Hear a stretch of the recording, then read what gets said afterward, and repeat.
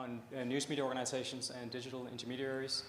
My name is Rasmus Nielsen. I'm Director of Research at the Reuters Institute for the Study of Journalism at the University of Oxford in the UK. And I'm joined by Jacqui, who is an interactive journalist at the BBC News Lab and formerly worked in a similar capacity at the New York Times. And by Maher, who is the web editor of L'Espresso here in Italy. What we're going to do for the session here is I'm going to kick off with a little bit of sort of a global perspective, if you will, on some of the issues that I hope we can have a conversation about. And then Jacqui and Maher will share their professional experience dealing with this. I comment with a sort of an outside view of a scholar, if you will, and they will come at it more with from the point of view of practicing journalists. And then the reason we have these so far empty chairs up here is that we would like to run this on the basis of sort of an open fishbowl. So if there are people in the room who would like to share their own perspective,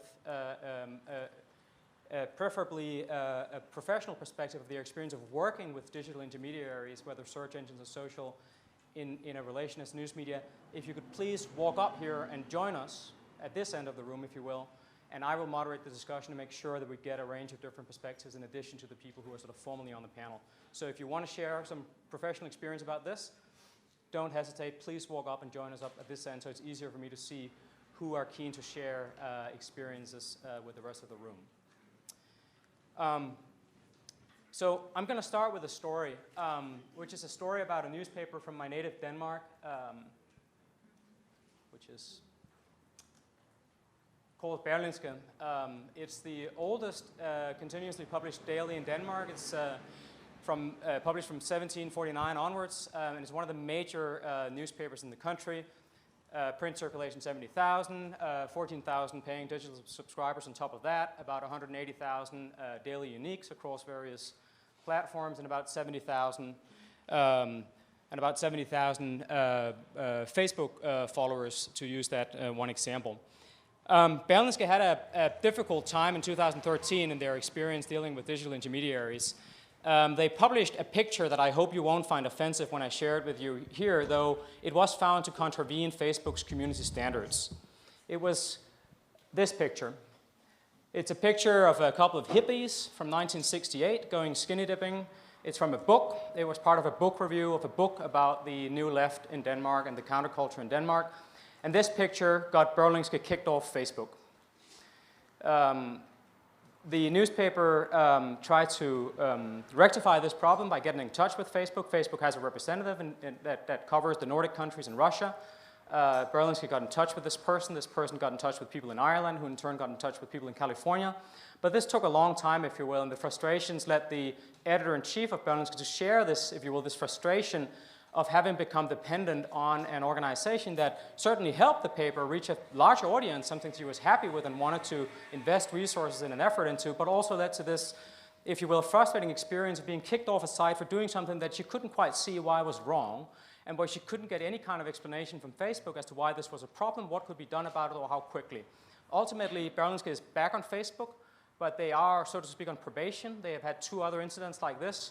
One where they published a picture of the Michelangelo statue, the David statue by Michelangelo, also seen as a problem of nudity, if you will.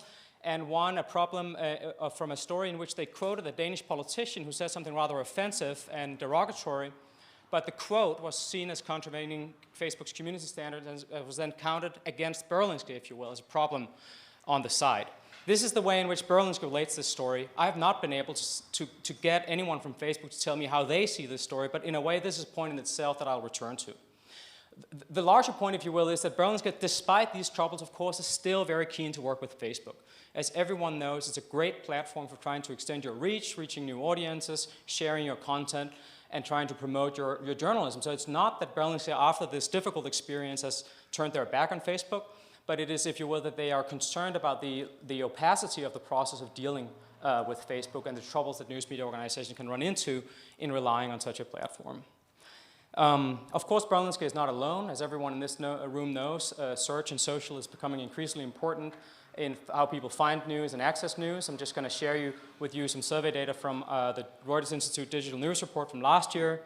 that shows this importance, if you will. These are some of the ways in which people in different countries say they have found news online in the last week. All this data is available for free online if you go to the digitalnewsreport.org, so you can find all of it there for further analysis.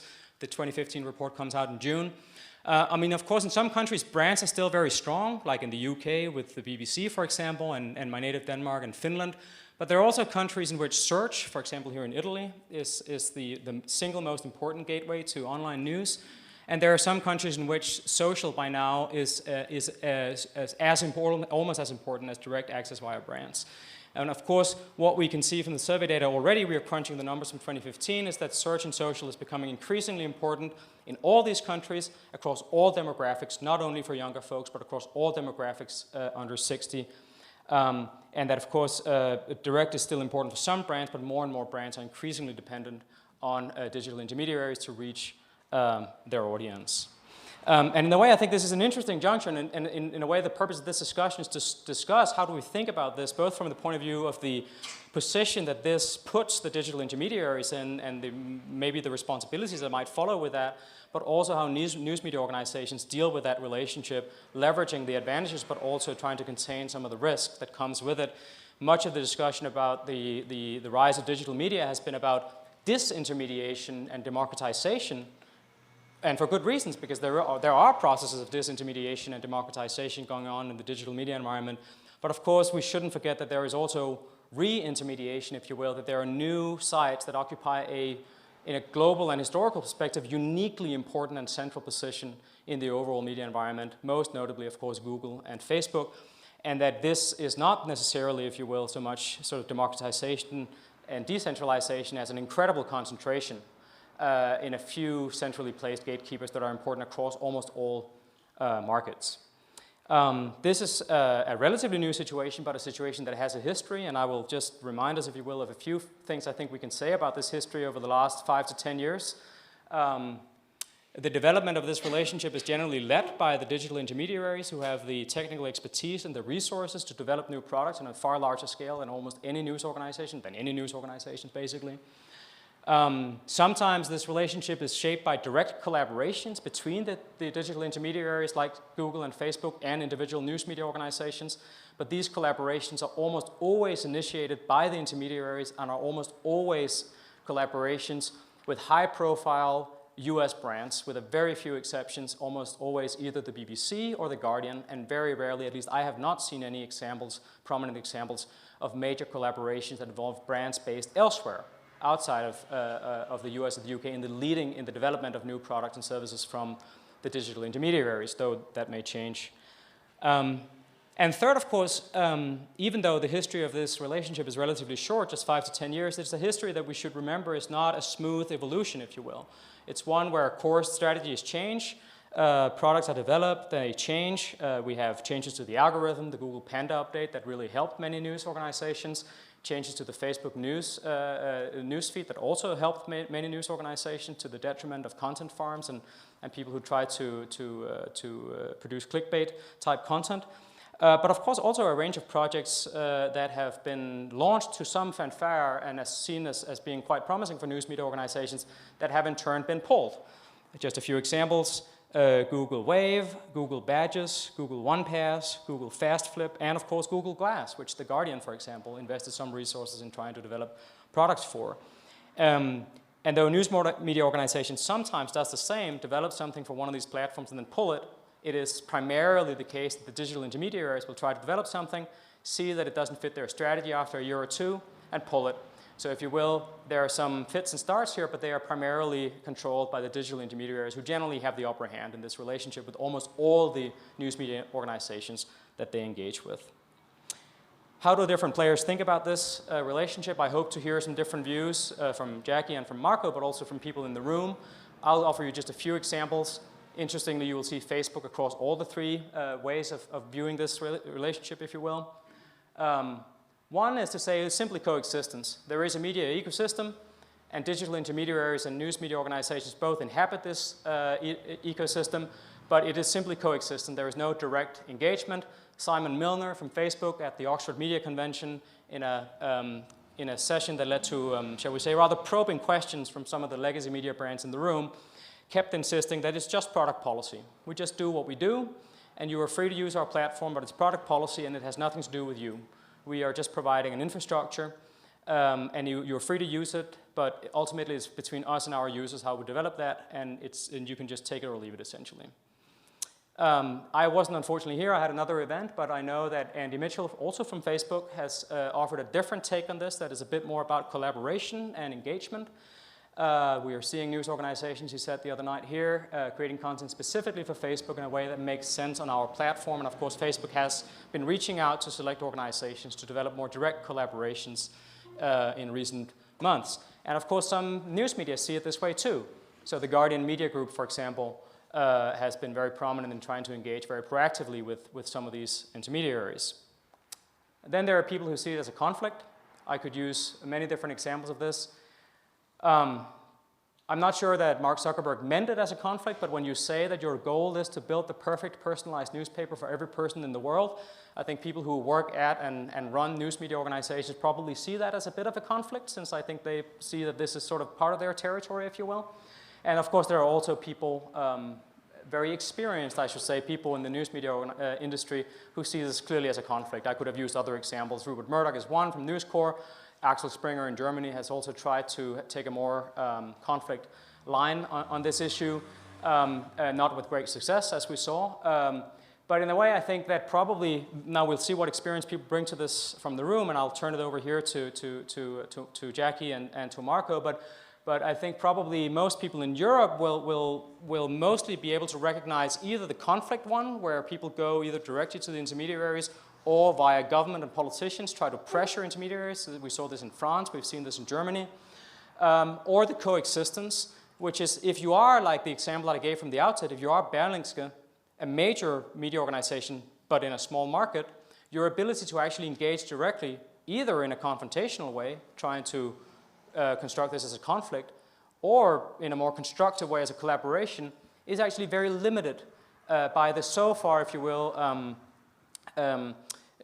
probably I think I can say the fact that the digital intermediaries so far have not necessarily invested in building the infrastructure for actually engaging in collaborative relationship across all the many, many markets in which they in a few years have grown to incredible importance.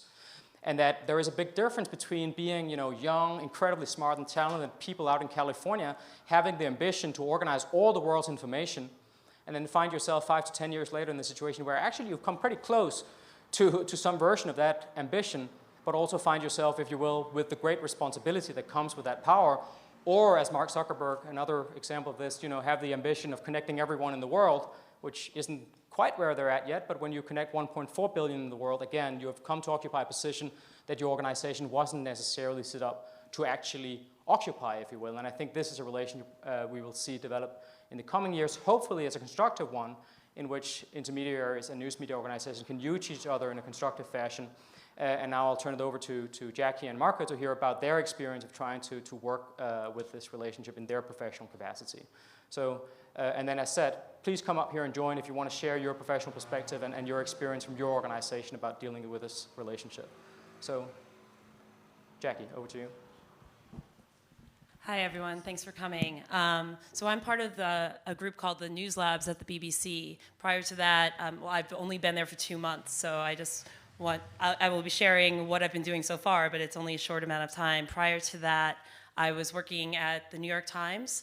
I was in the R&D labs for the last 10 months that I was there, but prior to that, for over 4 years, I was part of the interactive news desk. And I also did some work while I was at the New York Times with a new group that my boss at the time, Aaron Pillhofer, set up to measure the success of our reporting to better engage with our audience. At the BBC, as I've said, I've only been there for 2 months, but my work has encompassed both new ways of digital storytelling across devices, including feature phones, smartphones, and desktop, laptop, et cetera. But also I'm working with audience engagement there, and I'm doing a fair amount of work looking at all of the different social media and chat sort of platforms. What I think is really interesting is that there's a lot of talk about Facebook and Google, Twitter, But they are definitely not the only players. So I thought, if I may, I'd like to go through some of the experiments that BBC has been doing with different platforms. And I think it all comes down to meeting your audience, right? Knowing where people are sharing information based on where in the world they are. And the BBC, we are trying to have, we try to have a global reach, and we try to best serve the audiences where they are. So some examples, last year we did some work around the India elections, and we set up a WhatsApp account for people to get election results there. Additionally to that, in South Africa, there's a platform called Mixit. I hope I'm saying it right, MXIT. And we covered South African elections via that. We're not the only ones, of course, doing this. There are lots of other organizations, and I really hope you guys do come up here and share your experiences. But for instance, I know that BuzzFeed has experimented with Snapchat, and I could go on and on.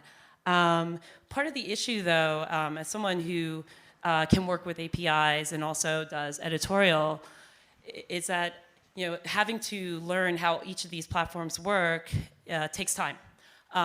Knowing how to interact with their various APIs and like all of the rules around what their APIs support and how much access you have to them vary. And I realize that I'm pretty privileged to work at a place like the BBC, which has a lot of resources, and not everyone has those resources. It's difficult to understand which of the platforms you should be working with and how. So yeah, I think that about covers it for me for now. Marco, would you like to go?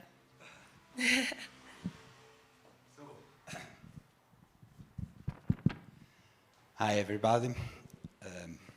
Let me start from some data. Few years ago, 80% of our traffic at Espresso came from the home page, just 20% from Google. Last year, 2014, I have some different data about the traffic. The traffic from the homepage of Espresso was 50%. Google was still 20%, and social media was 30%. That's why we are really focalized on social media at Espresso in this moment. A survey of Media Insight project says that in US, 88% young people read news on Facebook. It means 9 every 10 people. So we have a first lesson learned about that. Publishers don't control all the distribution chain anymore. We know that Facebook want to test the opportunity to embed our content in its platform. They are testing this with the New York Times, BuzzFeed, and National Geographic. The reason why they want to embed our content is that platform, and Facebook in this case, want users to stay as long as possible on their platform. And I think for that, they want to have high-quality content. For sure, a publisher needs a new business model. The question is now, who really pay for the news that we produce? For almost 200 years,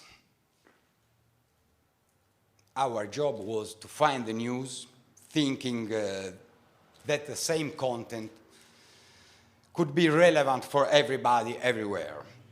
That was the mass media era. But now we are living in a personal media era. That model doesn't work so good anymore. But publishers, journalists don't have the capacity to know, to understand the readers and what the readers want. In the other hands, social media knows everything about us. They know where we live, who are our friends, what they like, and what we buy on the social media platform. So, I think that in this moment, Facebook, Twitter, and Google needs our content. But we know we need to know our readers if we want to be relevant in the personal media era. So I don't think that the question is if Facebook can embed our content. For sure, Facebook can't embed our content in its platform.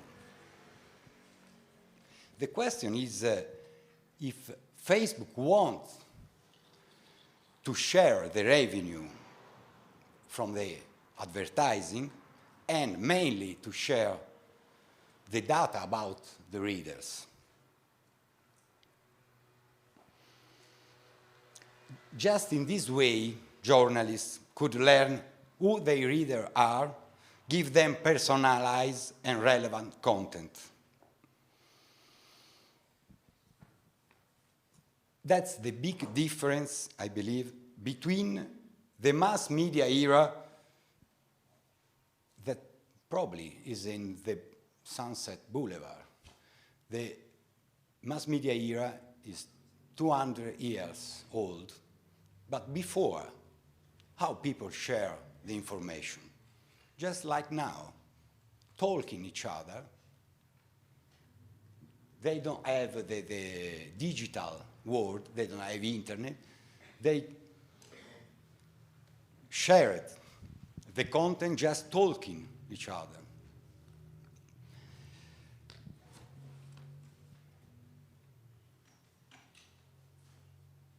Anyway, if we think in this new ecosystem of information, we can say that our mission is not print content, is not to distribute content.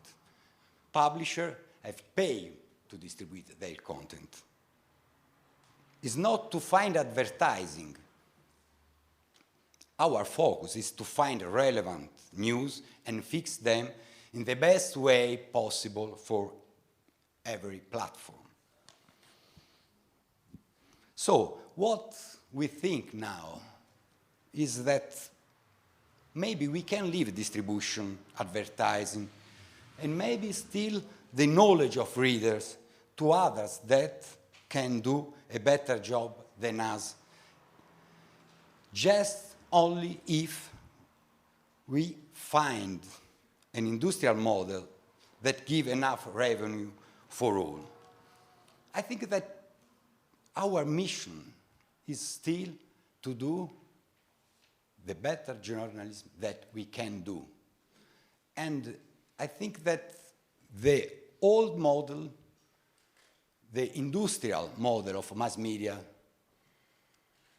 is not, it was a platform, but it's a platform that is gone away. It is gone away because the new platform gives us other opportunity to share our content. And if we can find a solution with Facebook, Google, and Twitter to give them our content and share the revenue with them, I think that we can find a model that is a good model for journalism and is a good model for revenue too. Thank you.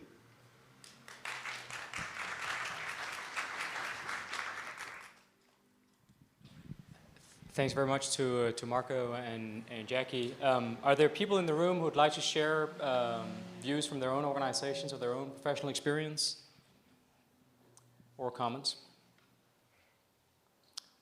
If I while people think, I can maybe start with asking you a question, Jacqui, and then you can take it wherever you want.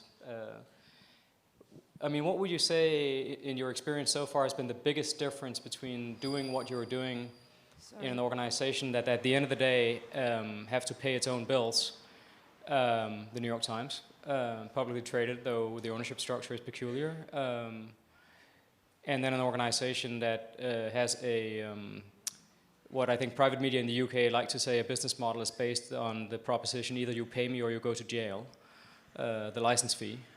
What's the biggest difference in how you think about your relationship with these platforms between the two organizations?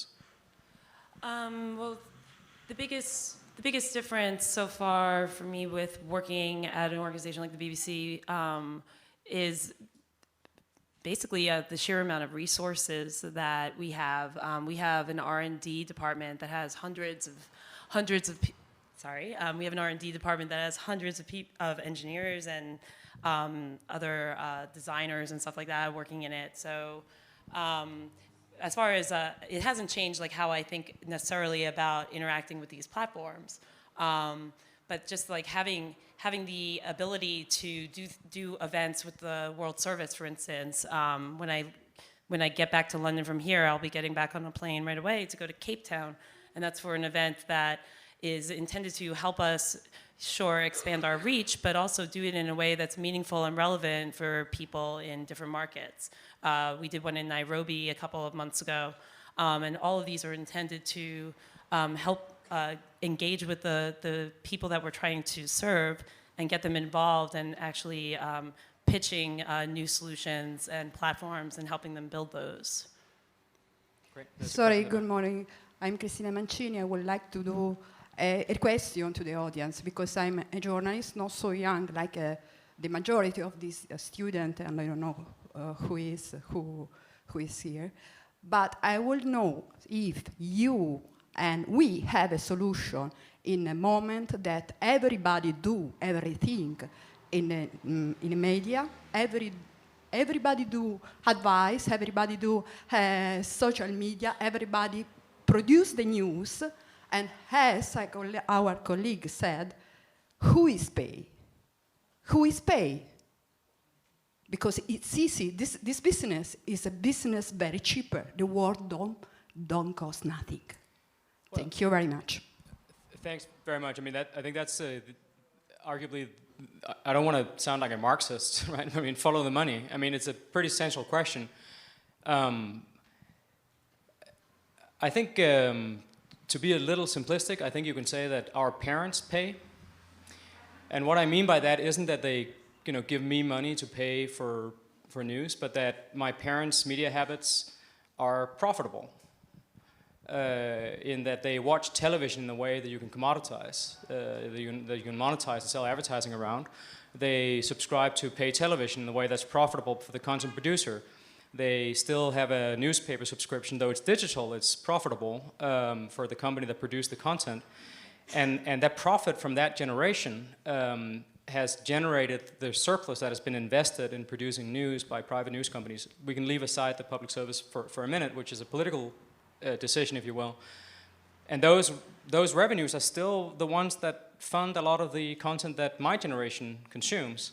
My habits are not profitable. But the reason I put it like that is to say that there are lots of things in life that we would like to have that are not produced because there is no business model for it. And I think we face a situation in which it is not inconceivable that this could be the case with a lot of journalism. I'm not worried about the New York Times. I'm not worried about Espresso. It might be a smaller Espresso and a smaller New York Times 10 years from now than it is today. But I'm pretty worried about whether a city like Perugia can maintain a local news organization. And I'm pretty worried about whether small countries have the critical mass to sustain a plural and diverse media market.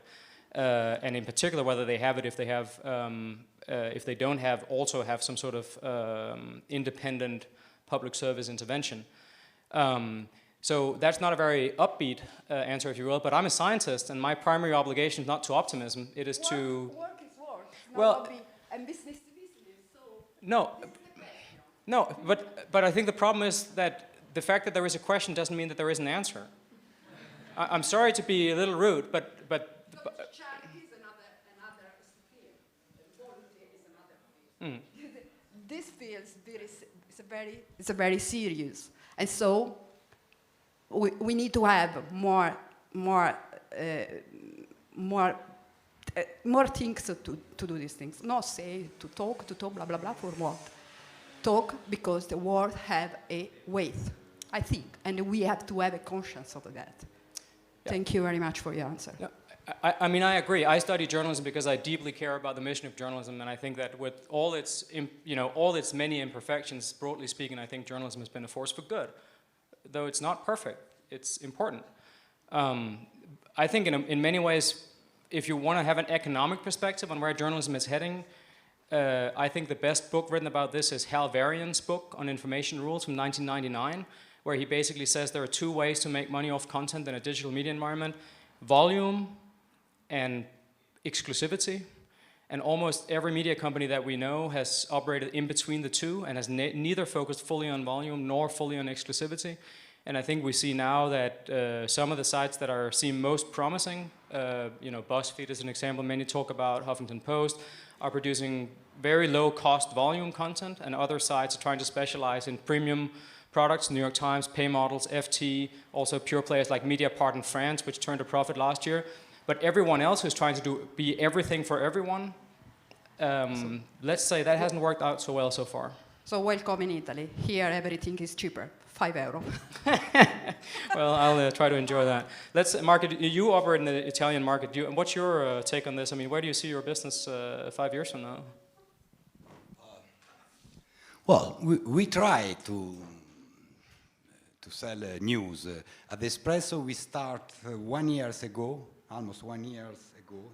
It was 15 May 2014, with Espresso Plus, that is our subscriber area, where people are paying to read news. What's the difference? As you have said, if you want to give for free all the news, finally, all the news will be a commodity. Every publisher probably finally will publish always the same news.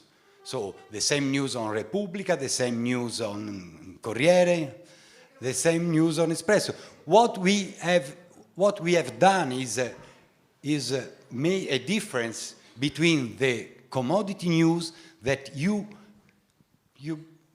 can't ask the reader to pay today, because the reader, in the old time, the relationship with the reader was, if you buy the newspaper, I give you the news that you need. Today, the relationship with the reader is, if you don't give me the news for free, I will find the news free in another place on the web. That's the question. So we can probably sell all the news that we produce, but for sure we are trying to sell the news that are relevant, original, and that are news on which the journalists of Espresso work for weeks, sometimes for months, that's for sure. So we are living on two models, a free model and a pay model. And that's the reason why I say that probably in the future, distribution, print, also the knowledge of the reader will be not our business. Our business will be good, the best news that we can do. Others can distribute our news, make paid for that news, and give back part of the money to the producer of the news, of course. I think George wanted to come in here, and we'll take the gentleman in the front afterwards. Thank you, Rasmus.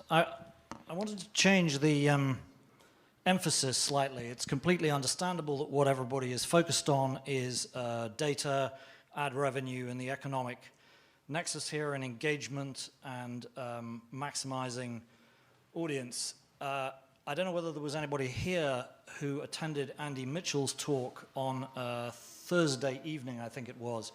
I had a rather bad-tempered exchange with him at the end of this, in which I asked him, I think the senior Facebook representative here, whether they accepted any form, I underline, any form of responsibility for the democratic consequences of the information which they were circulating.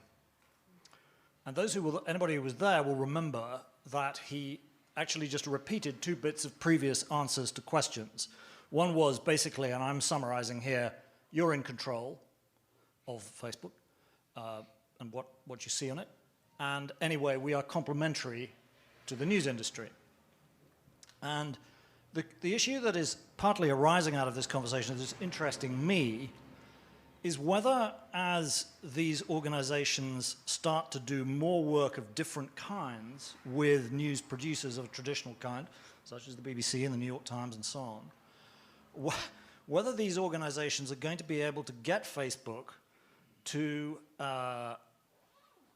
get over the first threshold of admitting that there are some issues that are not just to do with engagement, connection, and maximizing the amount of time people spend on their site. There are some other issues in journalism about accuracy, about the transparency of the algorithms, and so on and so on. So I'm quite interested in whether, I'd be quite interested in whether the BBC thinks about, when it's dealing with Facebook, I mean, my parallel here is Google, who, let me see, 12 years ago were not even prepared to admit, either in private or in public, that they were a media company. Then, over time, people came to work at Google who said, hang on guys, that's really not a very sensible attitude. And they began to kind of loosen up and accept that they had some responsibilities and, you know, were allowed to have opinions in this area. I'm just, because you guys are actually working on this coalface, I'm just interested in how you feel, because as of Thursday, as it were, the public position of Facebook here was, the issue you've just raised, it doesn't exist. Thanks, George. Jacqui, you want to, and then we'll move to the questions Sure. here and here. So. Sure. No, it's a really good question. I can tell you that in my work with audience engagement at the BBC, we have just started having meetings with Facebook in London, and we're working. We're trying to develop some sort of relationship where we can have that conversation with them. I think it's. I don't know if you're all aware of an award that was just given to Facebook, or if that came up. I wasn't at the session on Thursday, by the Society for News Design, awarding Facebook the World's Best Digital News Product Award. That got me thinking, and I'm sure it got a lot of other people thinking, what is a digital news product? If it's Facebook, So I was hoping to hear what everyone thought of that. Did anyone have opinions on that in the back? Is there a microphone? There are a couple of questions up here, so if it's not directly on this, we'll move down and you'll take the third question. Is that okay? Sure, that's fine. So.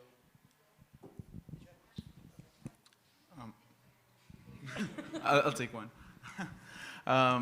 Well, I guess your previous question kind of addressed what I wanted to get at, but maybe some other way to think about it is if these services, Google, Facebook, or the ones you mentioned, which may be operating at a smaller scale, are taking over the platform and the distribution side of the equation, how do you see the role of journalists extending beyond the classic gatekeeping function, which is the title of the panel, into thinking about how to better convey their news and kind of like get their minds around the issue of a platform design so that they can also like engage in that sort of like coming up business area?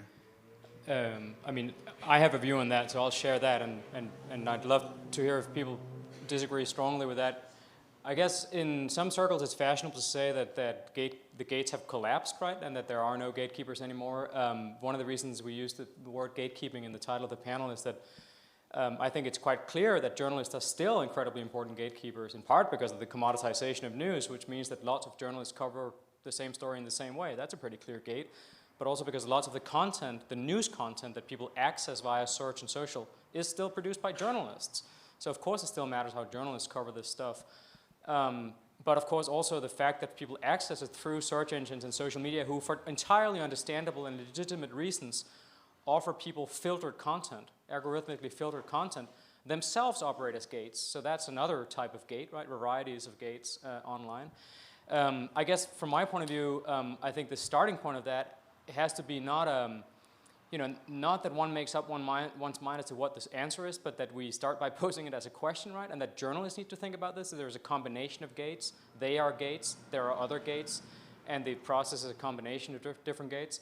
I think it's also pretty important that citizens think about this stuff. I don't know whether anyone here saw that study that Christian Sandwick did at the University of Illinois, where he gave 40 computer science students a sort of a screenshot of their news feed from a week on Facebook, and then a screenshot of all the stuff that all the people and pages they were connected with on Facebook had posted during that week to show them the difference between the stuff and the filtered outcome. And the most striking thing from this study, from my point of view, was that about half of his computer science college students were surprised to find that their newsfeed was filtered. These are computer science college students, quote unquote digital natives. Computer scientists are surprised that this stuff is filtered. I think there is a huge question of media literacy here that is about journalists, it's about politicians, but it's certainly also about citizens knowing that this stuff, so I don't have any answers, but I think the question is one that we need to have conversation about here. There is a question here at the back. So two actually, sorry, yes, I'll take you afterwards, yes. Yes, precisely on this issue, on the democratic issue and the fact that we don't see everything we are subscribing on Facebook. Are you aware of a European team investigating, a journalist investigating team trying to look under the hood of the black box of Facebook? Are you aware of any investigation team looking into that? I'm not. And I don't know why. I don't know why the journalists are not doing their jobs here. And maybe it would be the job of the Reuters Institute to try to do some reverse engineering to see what's going in the box, what is going out of the box, and trying to make a report to see how this filter is working. We would love to take up that challenge. I think that's a very good idea. There's a question at the back. Yeah, we covered the topic of filters already, so that was it. There's a question here. I'll just hand on my mic. As far as I can understand, you tried to change languages, journalistic languages, to talk with new audiences that you can find in Facebook, on social media in general.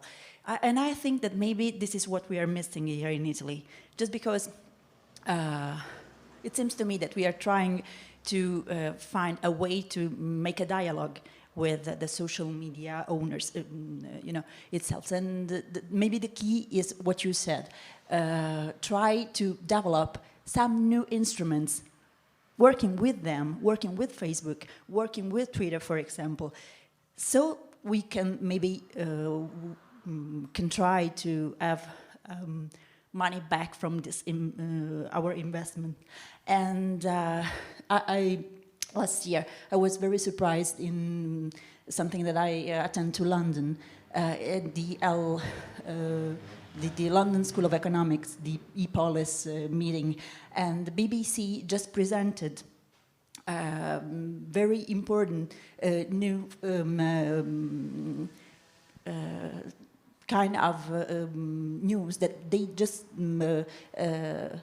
I'm sorry, that they just, prepared and started, focused on the web and focused on social media sharing and was related to new audiences. This is a new, then I can try to find, what I'm talking about and share maybe with you. But the thing is that here in Italy, we are very far from this point, and we are just still trying to understand if a journalist has to think as a journalist, even when it's on Facebook. Is what happened with our colleague some days ago. She just write on Twitter an opinion related to Alonso, and and then it started a very big discussion in Italy related to the rule of journalists online. If a journalist is still a journalist when it's on Facebook or Twitter, or it's just a person. I think that it's still a journalist, and I think that being a journalist is something that you can't forget to be, even when you are on social medias. I don't know what you think about it. I'll hand this one over to Marco and Jacqui, but only say I think one way of looking at the professional content production for social is to say that we might be still be an age of sort of shovelware, just the way that the Web 1.0 started with just shoveling print content onto the website. That right now many organizations are just shoveling web content on, website content onto social without much thought. But I know that the BBC certainly is trying to experiment with more sort of native social content, and I'm sure that you're working with this too. So, Jacqui and Marco, what are your views on this? Yes, of course. I think that we are still journalists when we are on the social media. Of course, this is a public arena where every people can hear what we write and say. So we are still journalists. And this is you are right, because in Italy, many journalists say what I am explain here is just my opinion, and it's have nothing to do with my job. But it is not true. I am here, and why I am Marco, or because I am a journalist of Espresso. I think I'm here because I am a journalist of Espresso. And when I go on Facebook or on Twitter, I'm still here a journalist because I don't talk with my friends in my house. I'm talking with the people that stay around in the social media. So I think it's a big mistake when you say something wrong about some people that have some relation with your job, your brand, what you do every day. So. I think it also comes back to. Can you hear me? Does this all work? Sorry. Hello. Okay. I think it also comes back to that line that we see in lots of bios, mostly on Twitter. Retweets are not endorsements. Views my own. When I use social media, I'm aware that whether I like it or not, I do represent the company I'm working for. But I think it also is something that's handled by social media policies that news organizations have put into place. So I think in the end, you really have to look at what your company's policy is around it. There's a range of questions now. I'll take 3 to make sure that we get time. So I'll take 3, and then we have, I think, a couple more at the end. Thank you. You have been showing us statistics of the way people get access to the news, country by country, where I noticed a relevant difference between Southern and Northern Europe. Italian and Spanish, and Brazilians, okay, I didn't notice that before, get access to the news through Facebook and Twitter, I think, much more than British, Americans, French, Germans, and Danish. Every time I see Italy and Spain leading some ranking nowadays, I tend to think there is something negative behind. Do you think that such great trust in social media and social network as a source can have something to do with literacy, with level of instruction of the people? I'll take 3 questions, but I'll have a go at that one. Thank you. I would refer to the economics of the previous comments. I personally think I am an economist, that information is like a public good. So in Europe, we do have, for example, for public healthcare systems, we have a welfare. So I wonder, that's my question, it's very provocative, but why can't we have a different recipe for social networks in Europe? Let's say that nobody wants to put a limit on Facebook or any social network, but I think there is as Varian highlighted, a high scope for regulation, and I wouldn't like that the story would end up in an oligopolistic market with press that is already oligopolistic market, and internet, which is coming out a very oligopolistic market, merging up with another even more oligopolistic market at the end. So I think that the international organization, like the European Union Commission or whatever, should put an emphasis on regulation, create, let's say, a kind of either some rules or a public social network, something like that, where people can trust what's going on. I mean, that's my first point. Okay, and then I have a question, whether, what do you think about this marginal cost tending to zero for the press? Because that's happening for many sectors in the digital economy, not only for the press. So that's my question. Okay, thank you. Okay, I'll return to those two and check one more. I want to ask the panel if you think if it wouldn't make sense for social medias to be forced to be transparent about the algorithm. Just to compare it, if you buy a bottle of soda, legally they're obliged to say what are the ingredients. So would it make sense that there's a legal bill on the European level or wherever that the social medias, that Facebook has to be transparent about the filter algorithm? Just to make sure we have time there are more questions. I think I'll comment very briefly on each. I think the social media and search engine companies would say that their whole business is built on a proprietary algorithm. So I think they would say that is a very bad idea, and that would basically make it impossible to build a business around providing search or social. And I think many of us in this room would probably agree from our personal experience we would be worse off if there was no such thing as Google. So there is a flip side to that, if you will, that for all the complications that come with it, there is also a business consideration that has to be made.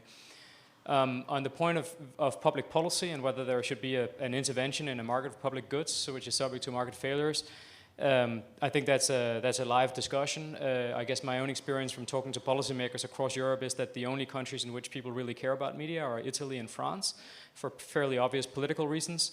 Whereas in many other countries, in an age of austerity with serious budgetary challenges, Eurozone crisis, immigration issues, Russia, this is not the kind of thing that keeps top politicians up at night. So I wouldn't say that this is on the agenda seriously anywhere, actually outside of a few European Union member states as a serious political topic, but that's a political analysis, if you will.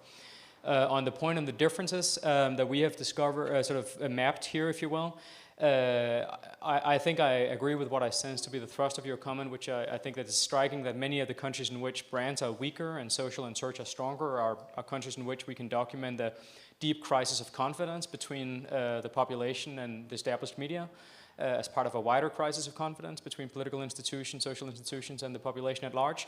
But there are some anomalies, like Germany, for example, and to some extent France.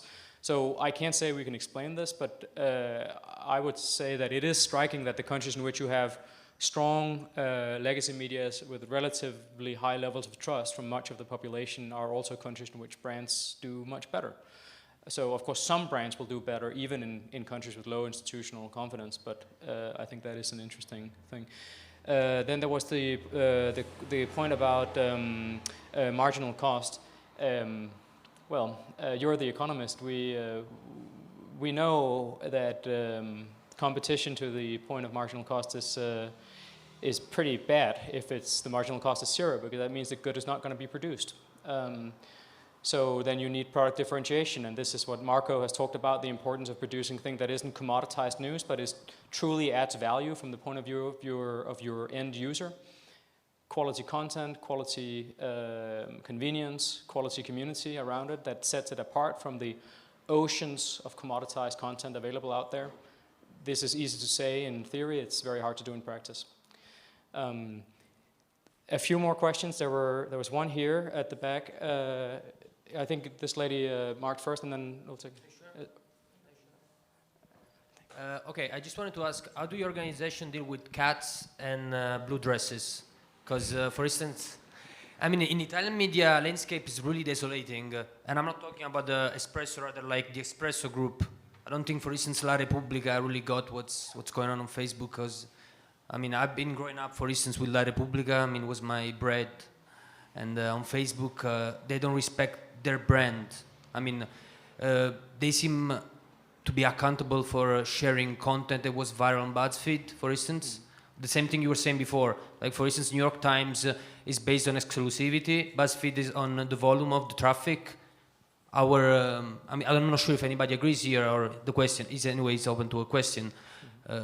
What do you guys think, and how do you deal with the viral content with your organization, and if you think that this can be improved? So I was pleasantly surprised that the issue of media literacies was actually brought up during this discussion. And I think as journalists and researchers, we need to really focus on that. And I would like to ask, the panel, to what extent the different levels of media literacy factor in the development of new content formats, in the way an article is structured, in the way it's kind of prepared and repackaged for social sharing. Because as we know, different people have different levels of media literacy. So how do you make those editorial decisions? And I think this is basically an issue that we really should focus on as I said, as media practitioners, broadly speaking. I think these two questions are perfect for Jacqui and Marco, right? I mean, you talked about structured journalism when we were in the bar before, and I think the other question was about the question of how you handled your brand when you do very different things online from what you did in print. Jacqui. So to your question, Bazirka, about media literacy, it's tough, right? I mean, you have to, there are ways that we can measure there are ways that we are trying to come up with to measure how successful or how impactful our journalism is.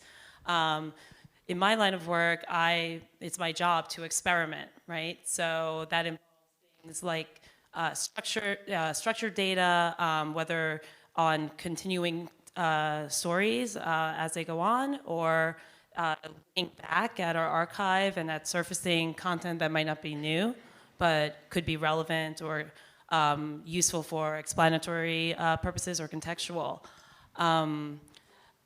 I wanted to say something to your question about cats. I mean, this has come up at other sessions I've been in here.